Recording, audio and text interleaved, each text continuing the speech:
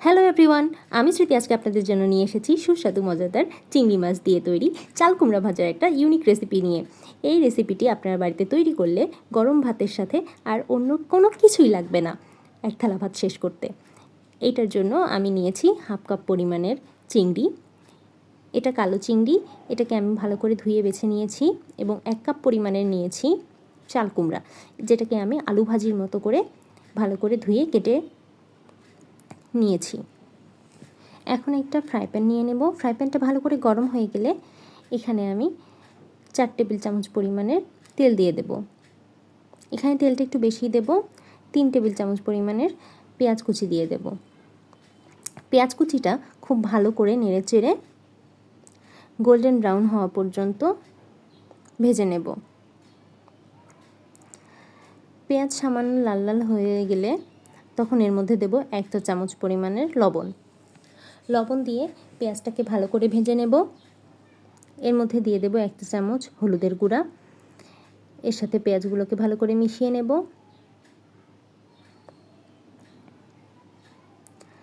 যখন একটু হালকা ভাজা ভাজা হয়ে যাবে তখন আমি এর মধ্যে চিংড়ি মাছগুলো দিয়ে দেব। এটার মধ্যে 1 চা চামচ পরিমাণের মরিচের গুঁড়ো অ্যাড করে দিয়েছিলাম। চিংড়ি মাছগুলোকে ভালো করে নেড়েচেড়ে লাল লাল করে ভেজে নেব তেলের মধ্যে। এ পর্যায়ে একটু সময় নিয়ে ভাজতে হবে, আর খেয়াল রাখবেন গ্যাসের আঁচটাকে একদম লোতে করে দেবেন, তাহলে চিংড়ি মাছটা নিচে লেগে যাবে না। যখন মাছটা থেকে একদম তেল ছেড়ে দেবে তখন বুঝবেন চিংড়ি মাছটা মোটামুটি ভাজা হয়ে গেছে।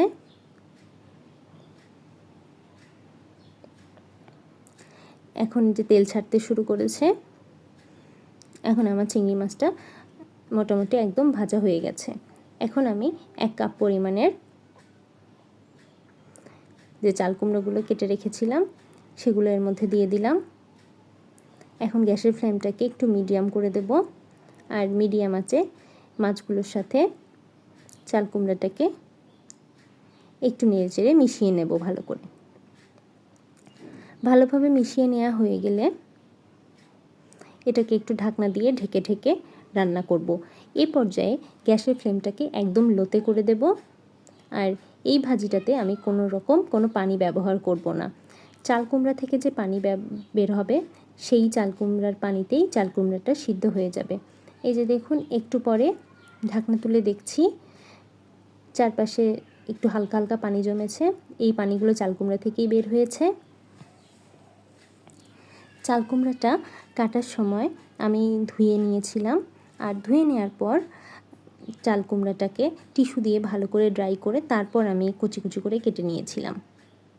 যদি পানি সহই আপনারা কেটে ফেলেন তাহলে এটা পানিটা শুকাতে অনেকটাই সময় নেবে, আর তখন চাল কুমড়ার ভাজিটার টেস্টটাও ভালো লাগবে না।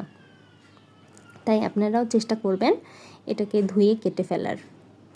কাটার পর হলে তখন চাল কুমড়া থেকে অনেক বেশি পরিমাণে পানি ঝরবে, আর এটা খেতেও অতটা ভালো লাগবে না।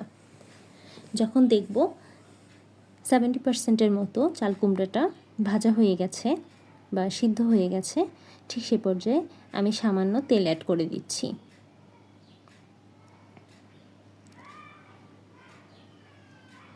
তেলটা অ্যাড করে আবার আমি ঢাকনা দিয়ে ঢেকে ঢেকে বেশ কিছুক্ষণ নেড়েচেড়ে রান্না করে নেব। এই পর্যায়ে আরেকটু 1 চা চামচ পরিমাণের লবণ দিয়ে দিলাম। টেস্ট করে দেখেছিলাম লবণ আরও লাগবে, তাই আমি আরও 1 চা চামচ পরিমাণ লবণ এখানে অ্যাড করে দিয়েছি।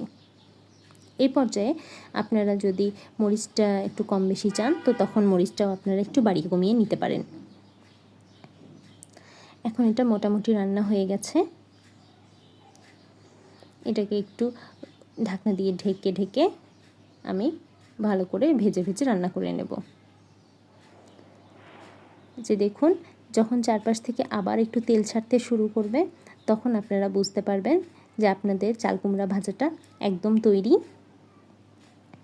এই পর্যায়ে আমি 1 চা চামচ ভাজা জিরার গুঁড়া দিয়ে এটাকে নেড়েচেড়ে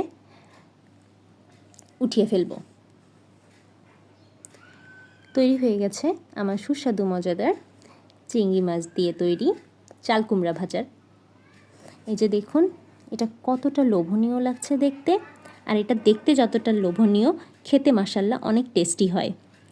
আর এই রেসিপিটি আপনারা যদি বাড়িতে বানান তাহলে দেখবেন আপনাদের গরম ভাতের সাথে আর অন্য কোনো কিছু লাগবে না।